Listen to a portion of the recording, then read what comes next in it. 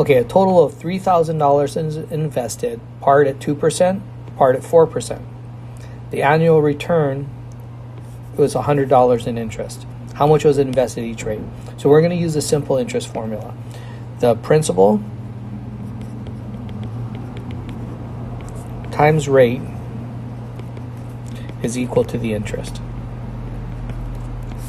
Make a chart like this. I don't need it so big. I'm going to run out of room. Let's do it like this. Okay. And I have a 2% amount here and a 4% amount here. So the rates are easy. I'll just fill that in right there. Now, I don't know what these amounts are, but I do know that they're going to add up to 3,000. So when you have two amounts and you don't know what they are, if you want, you can do this. Just don't put anything in here. All right. This is 3,000. So we know that these two amounts add up to 3,000. So we'll choose X for one of them and 3,000 minus X for the other. Now we're going to multiply this times this to get this.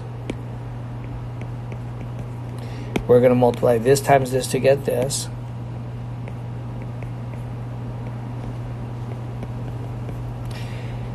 And this is our $100 in interest. We don't need to do any figuring for that. They tell us that. Our equation is the total interest from the two accounts is going to add up to the total interest made altogether. So 0.02x plus 0.04 times 3,000 minus x is going to be equal to 100. So I'm just going to get a calculator out. I'll distribute this. And that's like 4 times 30. So that's 120 minus 0.04x is equal to 100. I'll combine these two. 0.02 minus 0.04 is a negative 0.02x. I'll bring this over by subtracting it. 100 minus 120 is negative 20. That's like 2x is equal to 2,000. So x is going to be equal to 1,000. But if you're not comfortable doing that work in your head, don't do it. Use a calculator. So now that we found that, we're going to do 3,000. That's the principal at 2%. We need the principal at 4%, which is 3,000 minus x. 3,000 minus 1,000 is 2,000. So our answer is going to be $1,000 invested at, and the 1,000 was at 2%. And $2,000 invested at 4%. Now, there's a couple of things you can do to check this. You can add this up and make sure that this is totals 3,000, which it should, and then you can do the multiplication and make sure you get 100 in interest. If you multiply 1,000 times 2%, 1,000 times 0.02 is $20. 2,000 times 0.04 is $80, and when you add it up, you really do get $100, and so that's a check. So you've checked all the facts in the problem. You should be very confident that this is the answer. All right, here we have an investment problem again, so I'm going to do the same thing. I'm going to say the principal times the rate is equal to the interest. I'll make a little chart like this. You can put 3 things in the chart if you want. Just don't try to put something in this rate box. Okay, we have a 4%, a 3% here. So the easy things are 0.04 and 0.03. Now,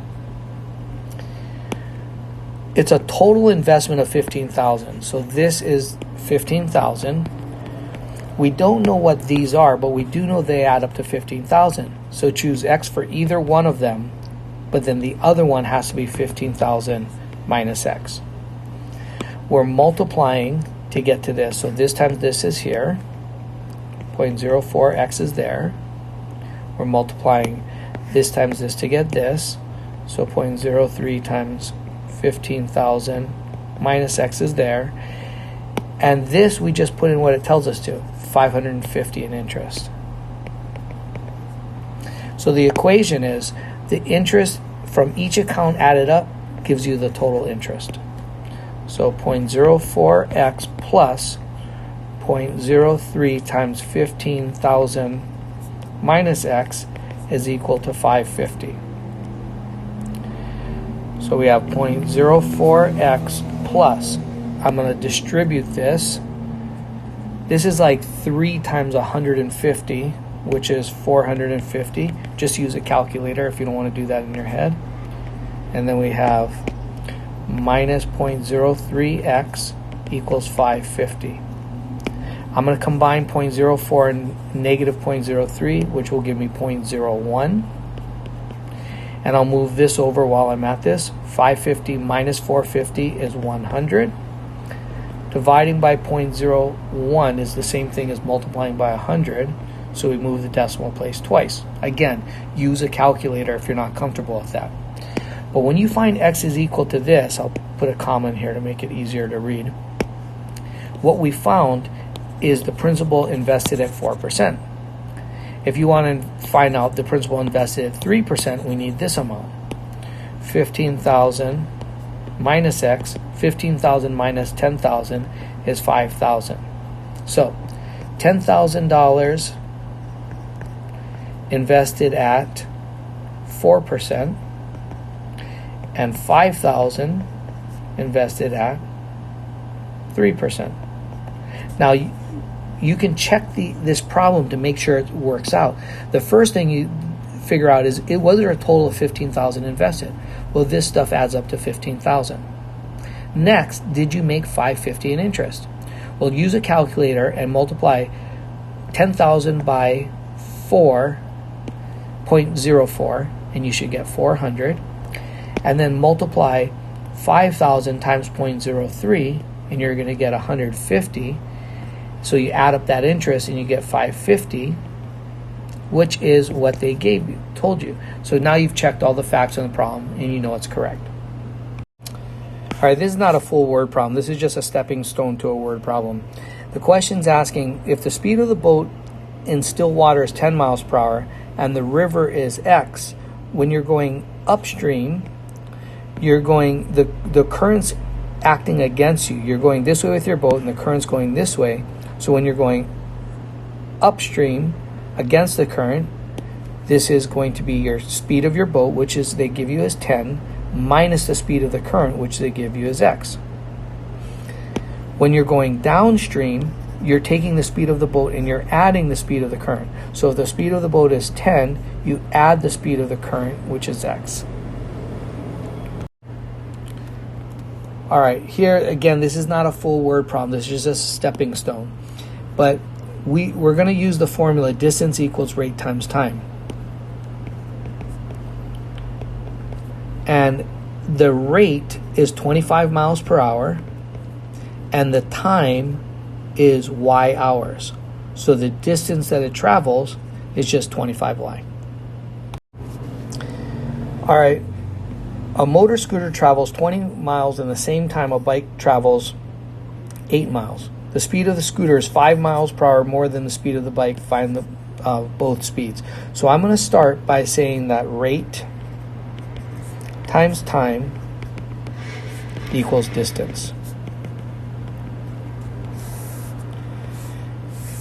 And I've got a motor scooter and a bike. Okay, a motor scooter travels 20 miles in the same time that a bike travels 8 miles. The speed of the scooter is 5 more than twice the speed of the bike. We don't know the speed of the bike, so we'll put x. But this is 5 more than twice the speed. Well, twice this is 2x, and 5 more than that is plus 5. So this is 2x plus 5. Now, normally you're given these two boxes and you multiply to get this. We still have to multiply this times this to get this, So we're going to make a fraction here, and here's how we're going to do this. If this times this equals this, we'll make a fraction, and we'll put 20 on the top and 2x plus 5 on the bottom. That way, when we multiply this times this, these cancel, and our product is 20, which we knew it was. That's why we're making a fraction. To get rid of this, we put it in the denominator, and to introduce this, we put that in the numerator. So we're going to do the same thing. We're going to make a fraction here. Our product, our answer goes on top, and this x goes on the bottom. Now when we multiply it, the x's cancel, and we end up with 8. All right, now, here's the equation. These things happen in the same time. So our times are the same. Same as equals. So our equation is 20 over 2x plus 5 is equal to 8 over x.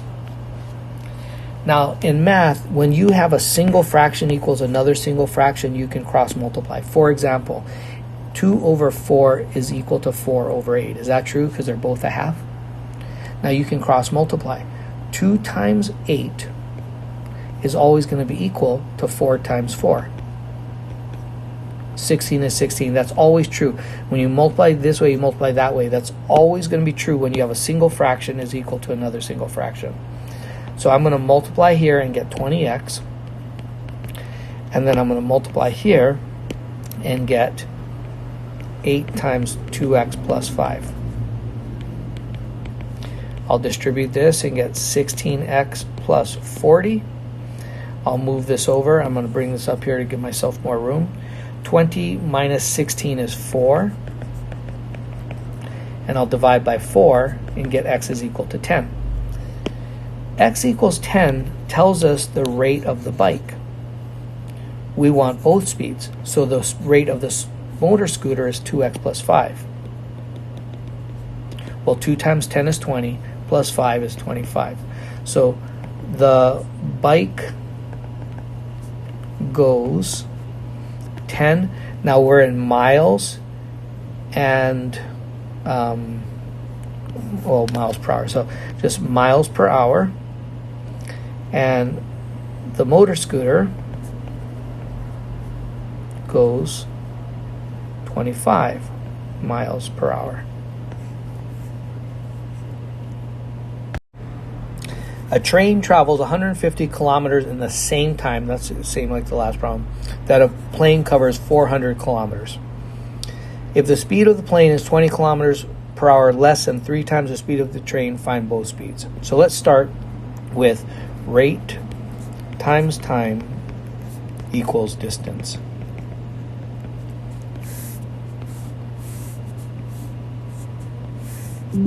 Put a line under there and a line under the equals. We have a train and a plane. Okay, the train travels 150 kilometers, so the train's distance is 150, in the same time that the plane covers 400 kilometers. If the speed of the plane is 20 miles per hour less than 3 times the speed of the train, let's stop right there. We don't know the speed of the train, so we'll put x. But the speed of the plane is 20 less than 3 times this. Well, first of all, 3 times this is 3x. 20 less than that would be that minus 20. So this is 20 less than 3 times the speed of the train. Now again, if we're multiplying to get here, this times this must equal this. So we're going to make a fraction and put 150 in the numerator and x in the denominator. Now when we multiply these, the x's cancel, and there's our answer. So let's do the same thing here. I'll put a fraction. I'll put 400 in the numerator and 3x minus 20 in the denominator. When I multiply these, those cancel, and I'm left with 400. The equation comes from the fact that it says it's the same time. So our times are the same, or equals. So 150 over x is equal to 400 over 3x minus 20. Just like the last problem, we have a single fraction is equal to a single fraction, so we can cross multiply. 400x is equal to 150 times this.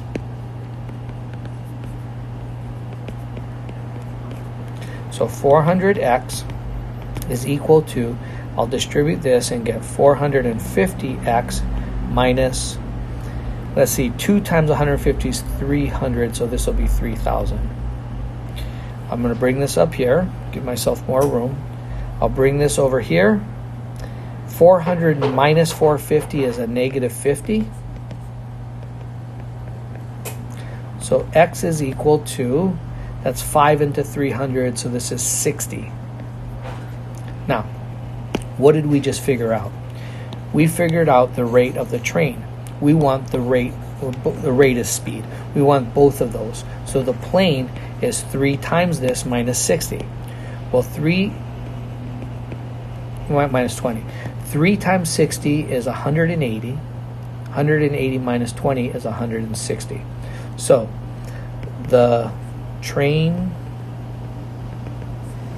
goes 60 miles per hour. Oh, I'm sorry, it's not miles per hour, it's kilometers per hour.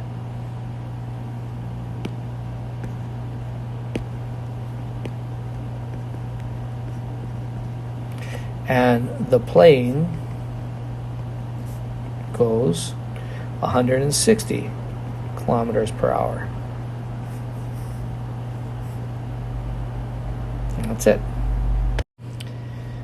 Number 29. In his motorboat, Bill Rugberg travels upstream at a top speed to his favorite fishing spot at a distance of 36 miles in 2 hours. Returning, he finds the distance downstream, still at top speed, only takes 1.5 hours. Find the speed of Bill's boat and the speed of the current. So let's do this. I'm going to have rate times time equals distance.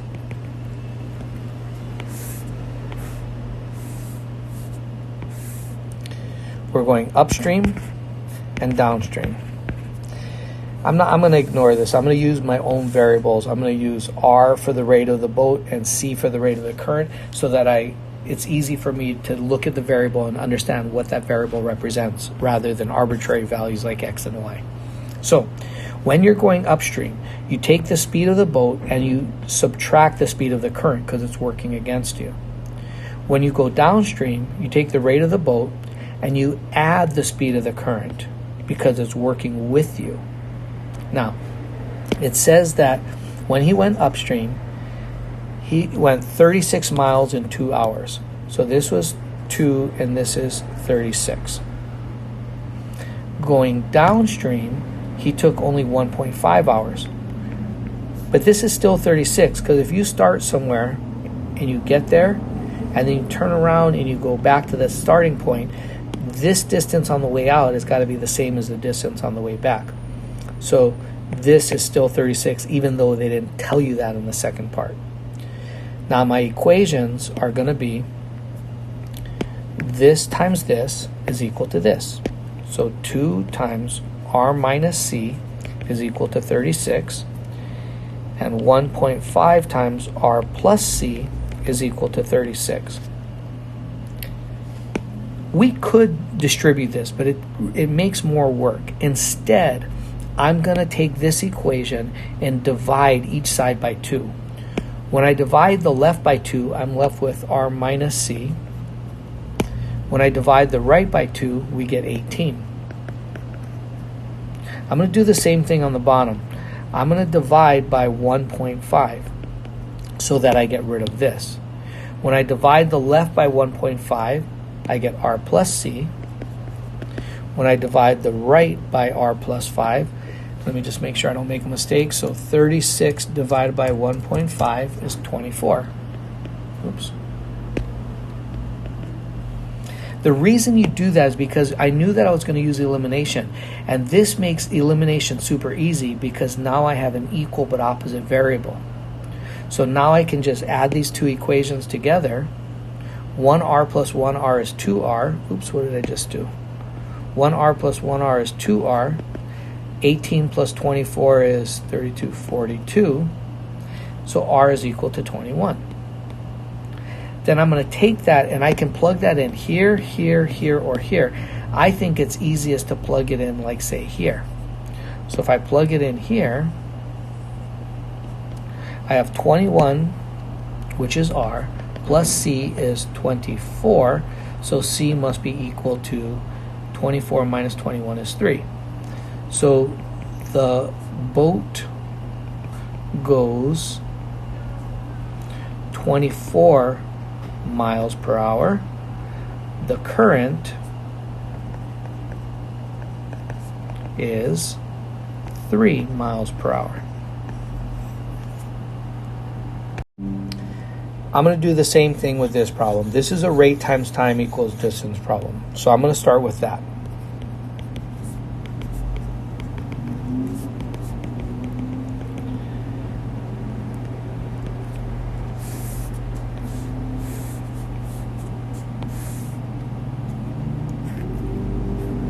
All right. We have a plane going with the wind and against the wind. With the wind, you're taking the rate of the plane and you're adding the speed of the wind. This time I'll call it W rather than C because it's not a current. Against the wind, this is you take the speed of the plane and you subtract the speed of the wind.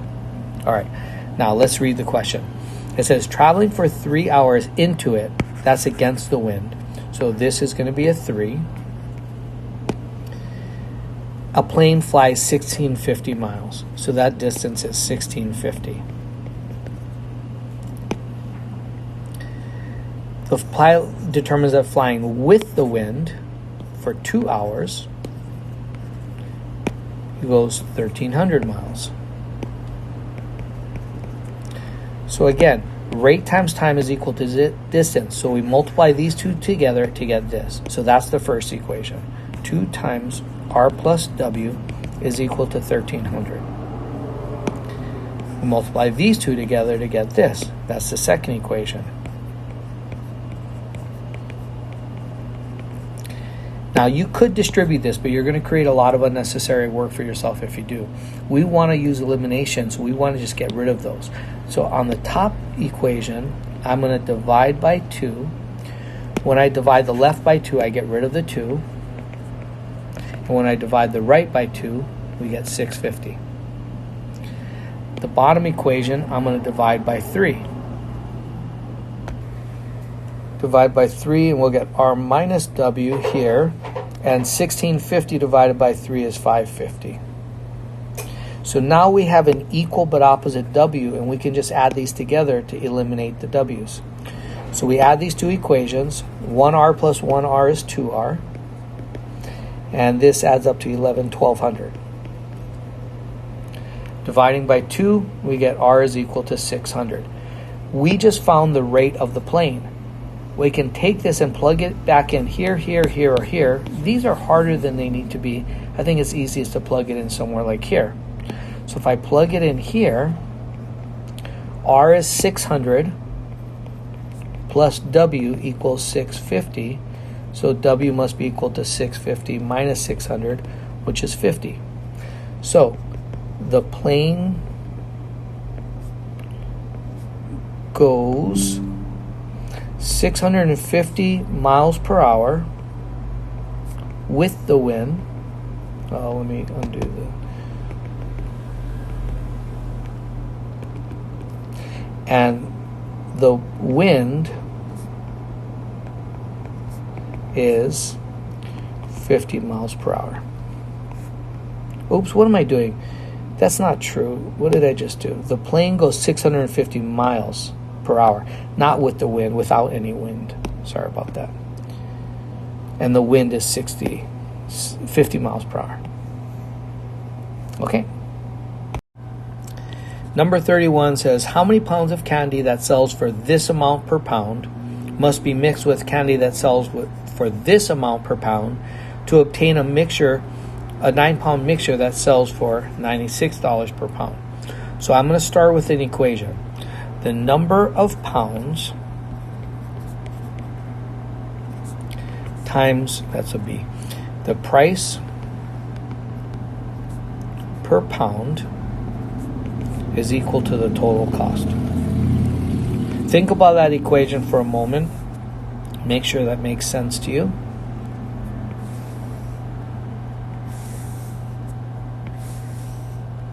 Okay, I'm going to put a line under the multiplication and a line under the equals to separate out my chart. On the left, I'm going to put what I have. I have 75% pound per pound stuff. I have $1.25 per pound. And I have a mixture of 96 cents per pound. Let's put the easiest stuff first. 0.75, 1.25, and 0.96. Now let's read the question again to put in the values as we see them. How many pounds of candy that sells for this amount must be mixed with candy that sells for this amount to obtain 9 pounds of the mixture? So this is 9. I don't know what these values are, but I do know that when I add them together, I'm going to get 9. So choose X for one of them, doesn't matter which one. And then once you choose X for this, then this has to be 9 minus X. Not X minus 9, but 9 minus X. The X has to be negative so that when I add them together, those go away and you're left with 9. Now, this times this is equal to this. So this times this is equal to this. I multiply them together and get 0.75x. I get 1.25 times 9 minus x. And I get 9 times 0.96. The equation is the total cost of each of the items added together gives us the total cost of the mixture. So 0.75x plus 1.25 times 9 minus x is equal to 9 times 0.96. Now distribute this. 9 times 1.25 is 11.25 minus 1.25x is equal to 9 times 0.96. I'm just using a calculator and I get that. Now I'm going to combine my like terms. This minus this gives me a negative 0.5. And then I'll bring this over. 8.64 minus that, minus 11.25, gives me a negative 2.61. So I'll divide each side by negative 0.5, and I'll get x is equal to a positive 5.22. Now what we found is the number of pounds of the 75% mixture. And actually that's all it's asking. But if we wanted to find the 1.25, we'd do 9 minus x. And we'd say 9 minus 5.22 is equal to 3.78. So we're going to say 5.22 pounds of the 75%, 75 cent per pound mixture. If you want, you could also put 3.78 pounds of the $1.25 per pound mixture. But really, the question was only asking for this. Number 32. The average cost of tuition and fees at a 4-year public college or university during this time frame, school year, was this amount of money, more than a 2-year community college. Suppose a student plans to attend a local community college for 2 years and then transfer to the public 4-year university for 2 years. The student expected to pay this amount of money for tuition and fees for the 4-year, assuming these rates were locked in. In other words, they didn't go up year to year. What was the cost of tuition and fees during the 2007-2008 year at each type of school? So let's set up a heading. The number of years times the price per year is equal to the total cost.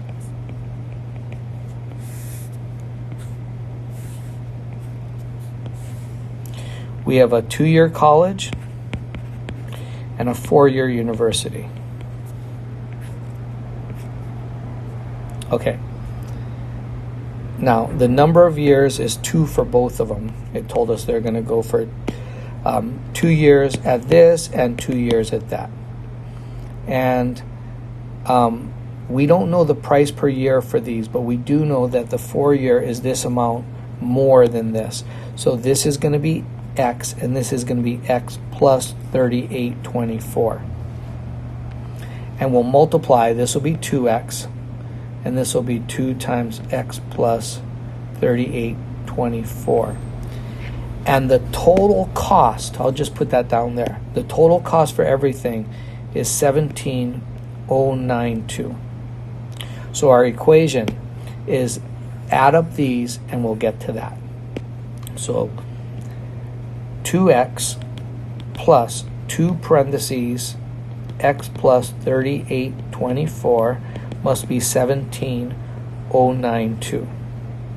So 2X plus 2X plus, I'm going to use a calculator. This is 7648 is equal to 17,092. I'm going to bring this up here to give myself more room. So we have 4X is equal to, I'll bring this over by subtracting it, 17,092 minus 7648 is 9444. So X must be equal to, we'll divide each side by 4, and I get 2361. Now that we found X, X is the price per year of the 2-year college. The price per year at the 4-year college is we add this. So X plus 3824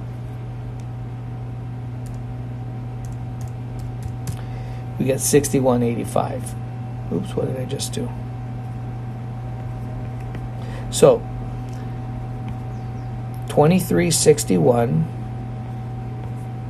per year at a 2-year college, and 6185 per year at a 4-year college. Okay, this is a long assignment, but this is the last problem. Tickets to production of Cats cost $5 for general admission or $4 with a student ID. If 184 people paid to see the performance and this amount was collected, how many of each type of ticket were sold? So I'm going to say the number of tickets times the price per ticket is equal to the total cost. And I'm going to make a chart. I'll put a line under the multiplication and a line under the equals. And we have general admission and student tickets. Now, general admission costs $5 and student tickets cost $4. We don't know what these amounts are, but we do know that they're going to add up to $812. So you got to choose X for one of them. Doesn't matter which one. But once you choose X for one, if they got to add up to this, the other one's got to be 812 minus that. I'm going to multiply across to get this. So this is going to be 5X. And this is going to be 4 times 812 minus X. And a total of $812 was collected. So these two amounts, the total brought in for the general admission tickets plus the total brought in for the student tickets, is going to add up to the total brought in altogether. So that's our equation. 5X plus 4 times 812 minus X is equal to, what did I just do? This is not 812. I got the wrong number in there. This is 184 people. Oh my goodness, what did I just do? If you were bothered by that earlier, I apologize. I'm just looking up and looking at the wrong numbers. Okay. This was a total of 184 people. Sorry about that. So this is 180. Oh.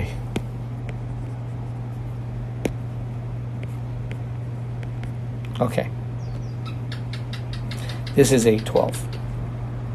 So now I'm going to multiply this, and we have 5x plus 4 times 184 is 736. Oops.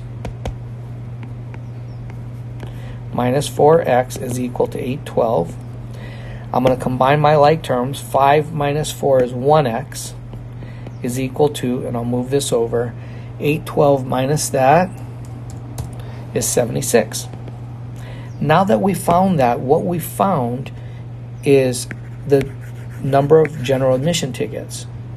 To find student tickets, we need 184 minus that. 184 minus x is equal to 108. So 76 general admission tickets and 108 student tickets. And that's it.